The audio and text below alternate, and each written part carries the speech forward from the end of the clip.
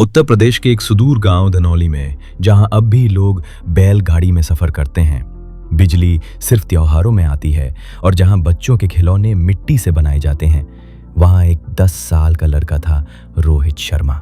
रोहित की दुनिया थी एक टूटी सी गली, एक मिट्टी का घर और एक पुराना लकड़ी का बल्ला।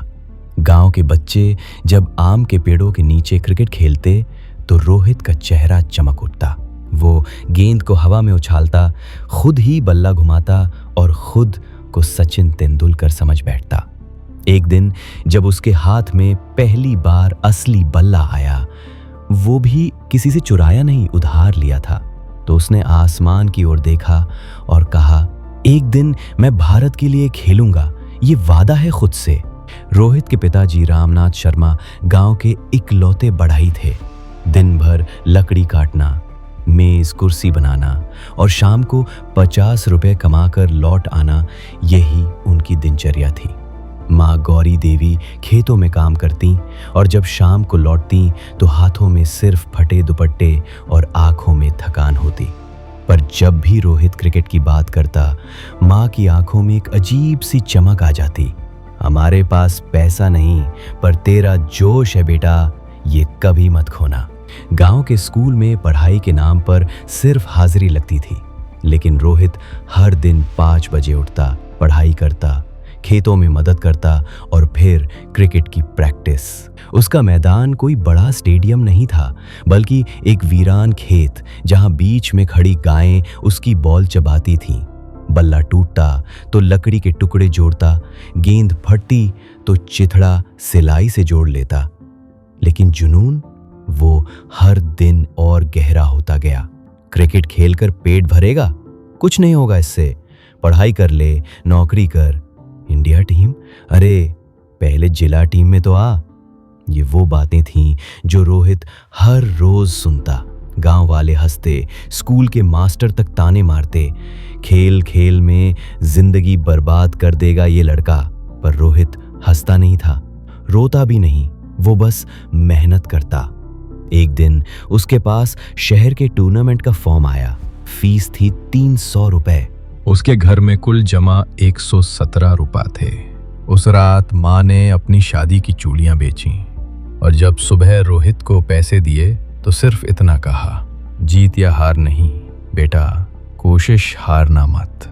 शहर की भीड़, चमकदार uniform, bowling machine, coaches, branded kits. Rohit पहली बार ये सब देख रहा था। जब उसका नाम बुलाया गया तो सामने खड़ा था एक प्रोफेशनल बॉलर।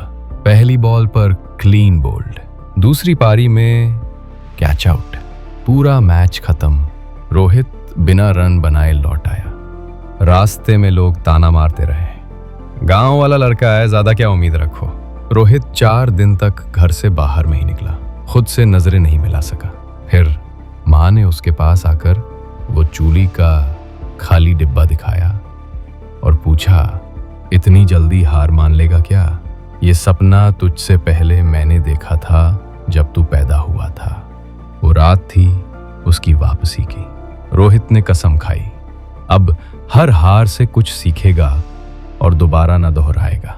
अगले 2 साल रोहित ने दिन रात एक कर दिया।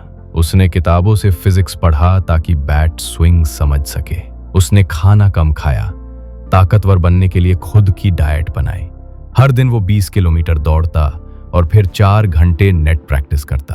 पैसे नहीं थे तो मंदिर में साफ सफाई करता और बदले में अंडे रोटी मिलती। रात को यूट्यूब से डेटा उधार में लेकर डाउनलोड करता था धोनी के मैच और अपने कमरे की दीवार पर लिखता था, प्रैक्टिस हार्डर, परफॉर्म लाउडर।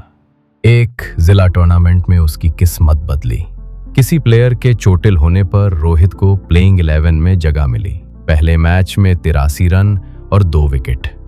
दूसरे मैच में 102 रन नॉट आउट। तीसरे मैच में man of the series. Coach Deepak Verma बोले, तू किसी शहर से नहीं, जुनून से आया है, तुझे ट्रायल में लेकर चलना चाहिए। वो लखनऊ ट्रायल के लिए चुन लिया गया। लखनऊ का मैदान उसकी जिंदगी का टर्निंग पॉइंट था। हजारों लड़के, हर कोई अपने सपने के लिए लड़ रहा था। रोहित के पास ब्रांडेड किट नहीं, पर जोश भरपूर था।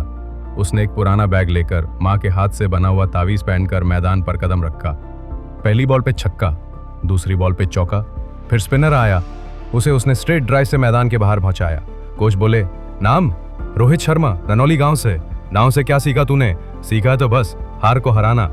रोहित इंडिया की अंडर 19 टीम में चुना गया। जब उसे ब्लू जर्सी मिली तो वह जर्सी नहीं, सपना था उसके हाथ में।